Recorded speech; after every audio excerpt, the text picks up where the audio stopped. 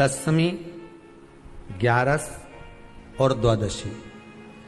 दशमी, एकादशी और द्वादशी। एकादशी का व्रत, दशमी की रात्रि को जो आप भोजन करें वो सात्विक करें।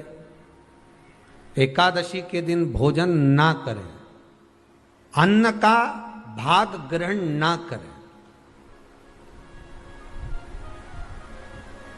अन्न का भाग ग्रहण ना करें।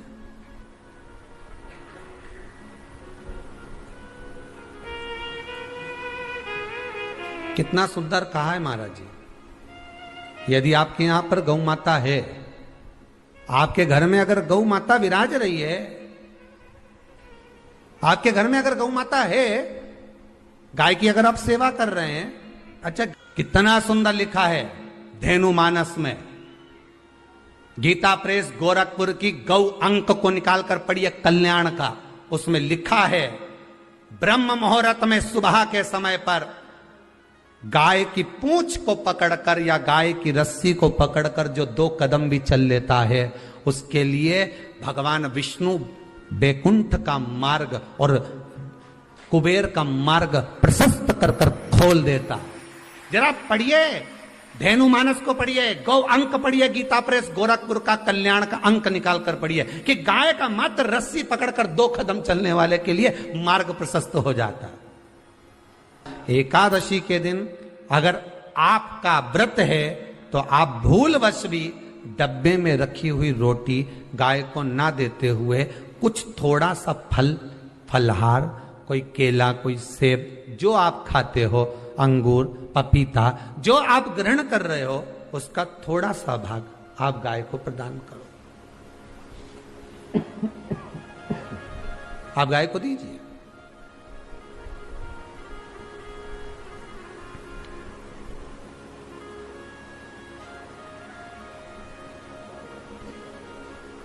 थोड़ा सा भाग आप गौ माता को प्रदान करो, थोड़ा सा।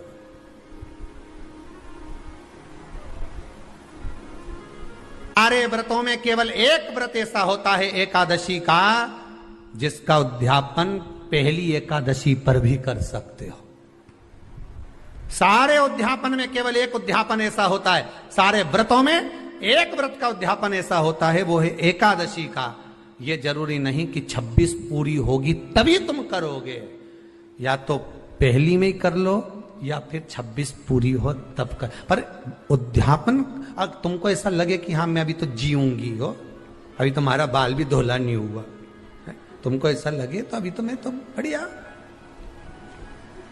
तो फिर भले मत करो। पर एकादशी का नियम कह रहा है, एकादशी का यहाँ 18 नियम में से एक नियम कह रहा है कि एकादशी का उद्यापन पहली एकादशी पर भी हो सकता है,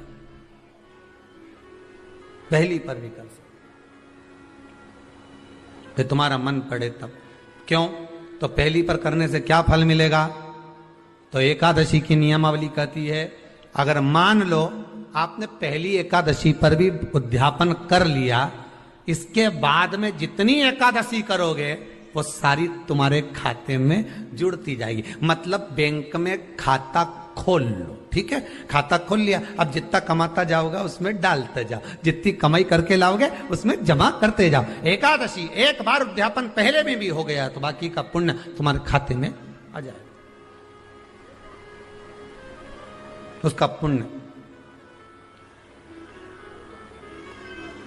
एकादशी का उद्यापन बड़े महीने में माघ शुक्ल एकादशी के दिन, माघ का महीना हो, शुक्ल पक्ष की, जम के बोलिए, एकादशी हो, प्रयास करना कि आप उद्यापन करें, भले 5, 10, 11, 12 जितनी एकादशी हो जाए, 26 हो जाए तो ज्यादा अच्छी है, नहीं तो आप करें तो माघ महीने की शुक्ल पक्ष की एकादशी के दिन आप उद्यापन करें, प्रयासरत करें,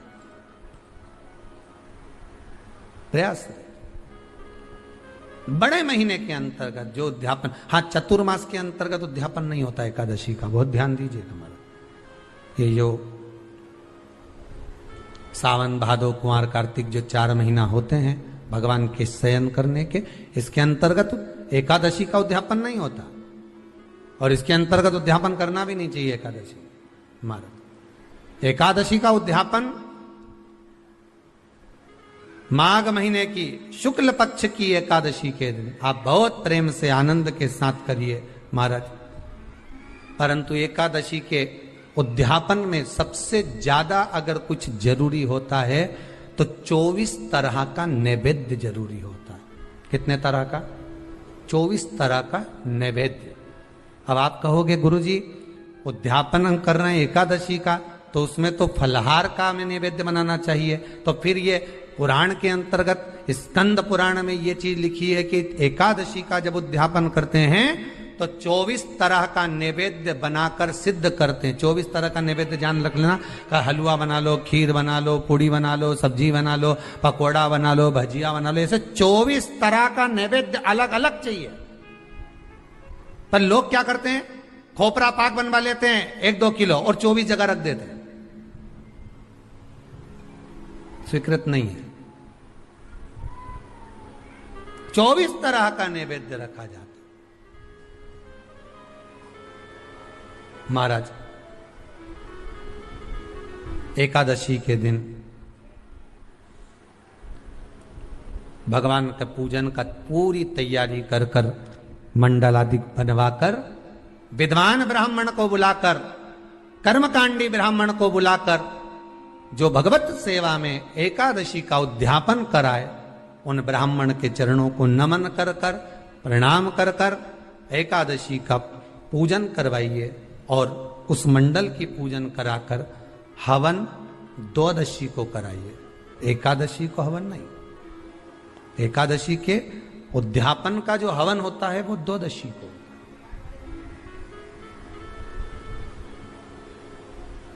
एकादशी का उद्यापन द्वादशी को बड़े प्रेम से आप खूब आनंद से हवन पूजन कराओ। पूजन कराने के बाद, हवन कराने के बाद 26 जोड़े ब्राह्मण ब्राह्मणी के बुलाकर भोजन कराकर उनको भाव से जो आप समर्पित कर सकते हो, जितनी आपकी सामर्थ्यता हो, उस सामर्थ्यता के अनुसार आप दान धर्म पुण्य करो, आप उन्हें प्रदान करो। और बन सके तो एकादशी की रात्रि को भी जागरण करें और द्वादशी के दिन जिस दिन हवन करें उसकी भी रात्रि को कुछ जागरण करें। जागरण का मतलब पहले भी कथा में कहा, प्रदोष की कथा में वर्णन किया था। हम ये नहीं कहते कि तुम पूरी रात जगो, हमारा तो निवेदन है 15 मिनट का करो, आधे घंटे का करो, 20 मिनट का करो, पर रात्रि के समय थोड़ी देर अगर एकादशी का उद्यापन कर रहे हो तो जागरण थोड़ी सी देर अवश्य करें। नहीं कर सकते अकेले बैठकर राम नाम जप लें, भजन कर ले, पर करो। कि नारी के मुख से अगर एक बार निकल जाए कि मेरी जिंदगी तुमसे विवाह कर कर बेकार हो गई, उस समय नारी का साथित्व समाप्त हो जाता है। इसलिए माताओं आपसे निवेदन है, जिंदगी में सारी लड़ाई लड़ना, सब कुछ बोलना, पर अपने पति से यह मत कहना कि तुमसे विवाह कर कर मेरी जिंदगी बेकार हो गई। क्योंकि विवाह तुमने किया है पर भाग्य उसने लिखा है। भाग्य लिखने वाला वो है। और आपसे फिर निवेदन करूंगा, राम मंदिर जाओ, कृष्ण मंदिर जाओ, शिव मंदिर जाओ, भवानी के मंदिर जाओ, तुम्हारे 33 कोटि देवताओं के मंदिर चले जाओ, गणेश जी के मंदिर जाओ, तुम्हारी मर्जी पड़े उस देवता के मंदिर जाना, कोई तुम्हारा भाग्य नहीं बदल सकता। जो तुम्हारी किस्मत में लिखा है वो तुमको भोगना पड़ेगा। तो बदलेगा कौन? तो उसका भी प्रमाण हमारे यहाँ शिव महापुराण कहती है। एक पारो नाम की विधवा स्त्री थी।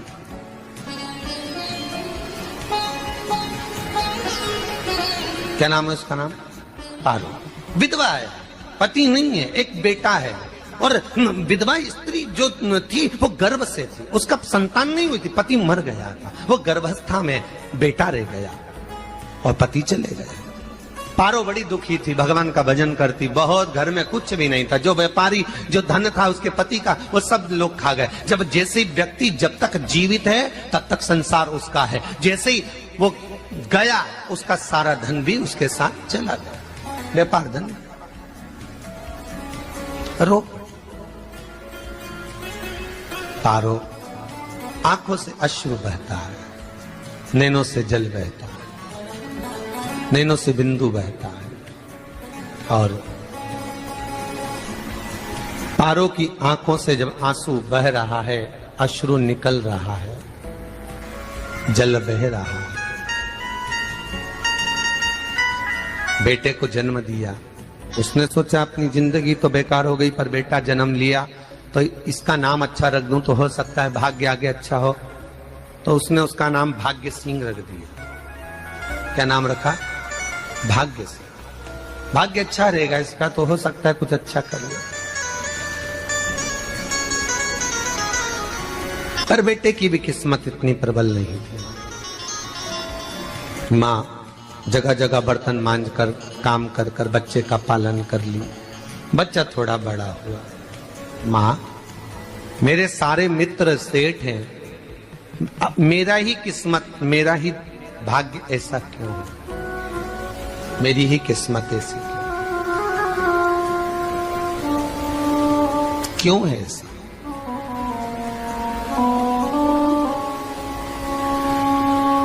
माँ मेरी किस्मत में इतना दुख क्यों लिखा है? माँ भोजन तक हमको समय पर नहीं मिलता, हमारा भाग्य ऐसा क्यों है? माँ हमारी किस्मत ऐसी क्यों है? माँ कहती है बेटा जो ललाट पर लिखा उसे कौन टाल सका। माँ बच्चों को समझाती है, माँ बच्चों को कहती है, धीरे धीरे समय निकलता है। माँ एक बार बता माँ, तू कहती है कि सब भगवान ने लिखा है भाग्य में, तो भगवान का मिलेगा मुझे बता दे। माँ बोलती है ऐसी कोई जगह नहीं जहाँ भगवान नहीं। वन में मिलेगा? हाँ मिलेगा। माँ का कहना मानकर भाग्य सिंह वन में चले गया और घने जंगल में भाग्य जब गया भाग्य सिंह, और घने जंगल में जब पहुंच गया, ढूंढते ढूंढते ढूंढते ढूंढते ढूंढते तो भी भगवान तो भगवान की छाया तक नहीं मिली। भगवान की छाया तक। आंखों में जल भर गया, बेहोश होकर गिर गया। शाम का समय था, विष्णु और लक्ष्मी निकल कर जा रहे थे। लक्ष्मी और विष्णु जाते जाते उसको देखकर रूप बदल के उसके पास गए। बेटा आपका नाम क्या है? तुम्हारा नाम भाग्य सिंह है। कहाँ जा रहे हो? भगवान से मिलना है हमको। क्या काम है तुम्हें भगवान से? भगवान से पूछना है कि मेरी किस्मत ऐसी क्यों बनाई, मेरी किस्मत में गरीबी क्यों लिखी, मेरे भाग्य में इतना दुख क्यों लिखा। मुझे भगवान से पूछना है कि मेरी किस्मत ऐसी क्यों बनाई, मेरी किस्मत में इतना दुख क्यों लिखा। इतनी तो भगवान बोले ये तो देखो भाग्य भाग्य की बात है, सबके भाग्य में अलग अलग होता है। नहीं नहीं मुझे भगवान से पूछना। तो हुआ क्या? मैं बहुत गरीब हूं, मैं बहुत दुखी हूं। भगवान से प्रार्थना है कि मुझे कुछ मेरी जिंदगी का अच्छा कार्य कर दीजिए। लक्ष्मी जी को दया आ गई, नारायण से बोले प्रभु इसको कुछ दे दो, थोड़ा सा इसके ऊपर कृपा कर दो। नारायण बोले इसके भाग्य में नहीं है लक्ष्मी, इसके भाग्य में नहीं है लक्ष्मी। लक्ष्मी मैं देवी दूंगा तो इसकी किस्मत में नहीं है। लक्ष्मी कहती है आपका काम देने का है, आप तो दो। भगवान ने कहा लक्ष्मी नहीं है भाग्य में, तुम तो दे दो। लक्ष्मी जी के कहने पर नारायण ने उसको एक हीरे का हार दे दिया। ले ये ले हीरे का हार। वो प्रसन्न हो गया, हीरे का हार मिल गया। और हार लेकर वो चला, और चलते चलते उसने सोचा मेरी मम्मी को दूंगा, मेरी माता को दूंगा, माँ बड़ी प्रसन्न हो जाएगी। हीरे का हार लेकर जा रहा था। हार ले जाते उसको रास्ते में इतने में उसको तुरंत उसी समय पर कहीं सोचादि कर्म के लिए जाना पड़ा। उसने सोचा इस हार को इस पत्थर पर रख देता हूं, अभी आऊंगा वापिस इस हार को उठाकर घर लेकर चले जाऊंगा। और सोचादि कर्म के लिए वो चल दिया। गया, हाथ धोकर आया, इतने में चील उड़ती उड़ती आई, उसका हार लेकर चली गई। आके रोने लगा, माँ को जाकर कहा माँ किस्मत तो देख, इतना जोरदार हार मिला था हीरे का, पर भाग्य में नहीं था, नहीं मिला। इतने में वो रोता रोता तुरंत फिर भगवान के पास गया। रोता बिलखता फिर पहुंच गया वन के अंदर, फिर भगवान मिले। भगवान ने पूछा अब क्या हुआ? प्रभु मेरा हार तो वो हीरे का, मेरा हीरे का हार ले गई चील। भगवान बोले देख भैया हम तो तेरी किस्मत में था, वो कर दिया, अब आगे तू एक काम कर, ब्रह्मा जी से जाके मिल। ब्रह्मा जी कहां मिलेंगे? यहां से आगे जा, ब्रह्मा मिल जाए।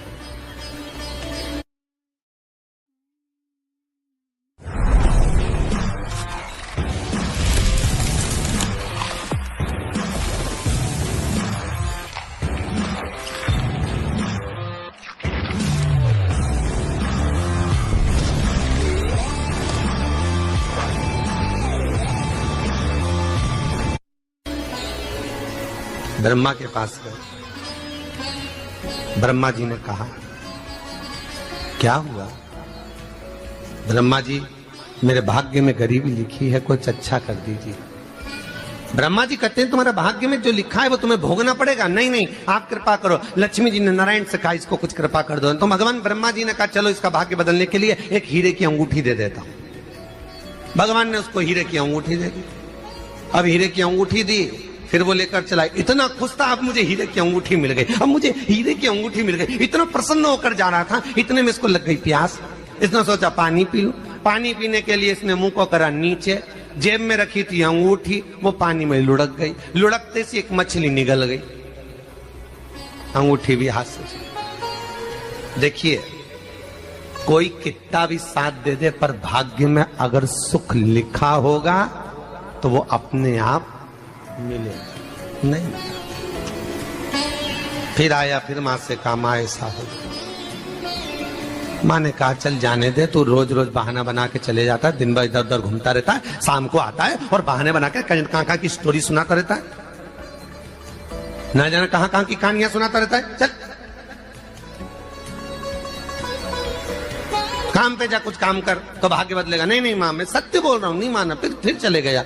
नारायण ने कहा एक काम करो, अब तुम शंकर जी के पास जाओ। शिव जी के पास गए।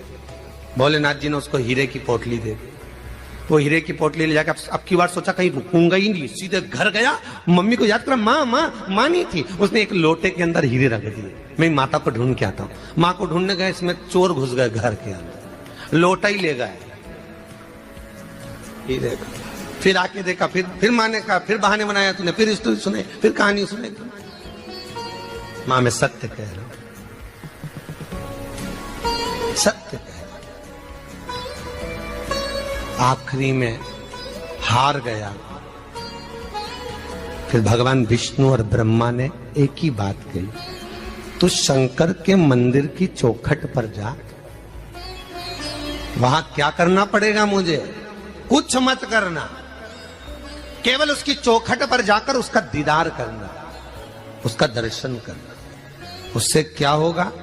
भगवान विष्णु और ब्रह्मा कहते हैं 33 कोटि देवताओं के पास जाएगा तो कुछ नहीं होने वाला, पर शंकर के दरवाजे पर भाग्य देवी रोज प्रतिदिन झाड़ू लगाती है। कौन झाड़ू लगाती है? भाग्य देवी। आपसे निवेदन है, बहुत सुंदर कथा, इससे समझना कि विष्णु ब्रह्मा राम कृष्ण आदि 33 कोटि देवताओं के पास तुम चले जाओ, कोई तुम्हारा भाग्य नहीं बदल सकता।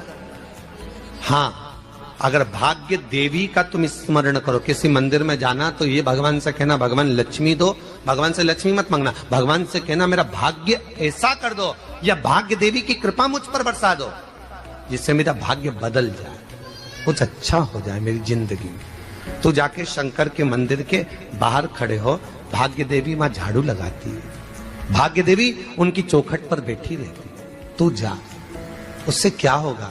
बस देवता तो तेरी जिंदगी बदलने के लिए कब से इंतजार कर रहे हैं, पर तेरा भाग्य नहीं बदल पा रहा। तेरा भाग्य बदलेगी तो भाग्य देवी ही बदलेगी। गया, शिव मंदिर के दरवाजे पर जाकर खड़ा हो जाता, भीड़ होती तो दरवाजे से दर्शन कर लेता, बाबा से नयन मिलाता, रोज प्रतिदिन जाता। एक दिन शंकर जी ने भाग्य देवी से कहा, देवी इसका भाग्य बदल दो। देवी कहती है, भोलेनाथ इसकी किस्मत में ब्रह्मा जी ने यही लिखा है दुख, इसकी किस्मत में ठोकरें खाना ही लिखा है। भाग्य देवी तुम मेरे दरवाजे की झाड़ू लगाती हो, आज इसके भाग्य की झाड़ू लगाई। भाग्य देवी ने कहा, भोलेनाथ आप कह रहे हो? हाँ मैं कह रहा हूं, क्योंकि मेरे दरवाजे पर इतने दिन से रोज आ रहा है और मेरे दरवाजे से खाली चले जाए अच्छा नहीं लगता। भाग्य देवी ने भाग्य बदला। एक सोने का सिक्का झाड़ू लगाते लगाते दरवाजे पर पटक दिया। उस सोने के सिक्के को लेकर वो चला और सोने के सिक्के को ले जाकर उसने माता को दिया। अब भाग्य कैसे बदलता है वो देखिए। सोने का सिक्का लेकर गया और तुरंत वो सोने का सिक्का घर में पहुंचा। रात से ठाठ हो गया, बेचकर भोजन की व्यवस्था करी। एक दिन मां ने सोचा कुछ ऐसा करूं कि मैं मछली का व्यापार करूं, और मछली खरीदने के लिए गई। और मछली खरीदने के लिए गई, जो मछली मिली दे तो दी व्यापारी ने, परंतु घर लाते लाते वो मर गई। मरा तो काटा तो इसमें से हीरे की अंगूठी मिल गई। अंगूठी तो मिली, इतने में माँ ने कहा देखो भगवान ने बड़ी कृपा करी, हीरे की अंगूठी मिली। बेटे ने कहा ये मेरी ही अंगूठी है, मछली निगल गई थी। माँ ने कहा बेटा जाओ, थोड़ा आज ब्राह्मण भोजन करने आएंगे, थोड़ी लकड़ी काट कर लिया। बेटा लकड़ी काटने गया, एक पेड़ पर, सूखे पेड़ पर चढ़ा लकड़ी काटने के लिए। काटते काटते उसको पेड़ की डाली पे एक हार टंगा हुआ दिख गया। वो हार वही था जो हीरे का चील लेकर गई थी। वो हार प्राप्त हो गया। आते आते रास्ते में प्यास लगी, सोचा कहीं एक आध बर्तन मिल जाए, पड़ा हुआ तो लोटा पड़ा हुआ मिल गया जिसमें हीरे पड़े हुए थे। जब भाग्य चलता है तो सारी रास्ते अपने आप खुलते खुलते खुलते खुलते चले जाते हैं। जब भाग्य नहीं चलता तो चाहे कोई हीरा दे दे, चाहे कोई सोना चांदी दे दे, चाहे कोई फैक्ट्री खुलवा के दे दे, तो भी कुछ दिन में ठप्प हो जाए। भाग्य चलेगा तो धन आएगा, भाग्य नहीं होगा नहीं। तो भी कुछ मत करो, क्या करना है बोलो तो। जब भाग्य अगर दिक्कत दे तो कहीं जाने की जरूरत नहीं है, एक ही काम करना है, शंकर के दरवाजे पर जाकर उसका दीदार करना।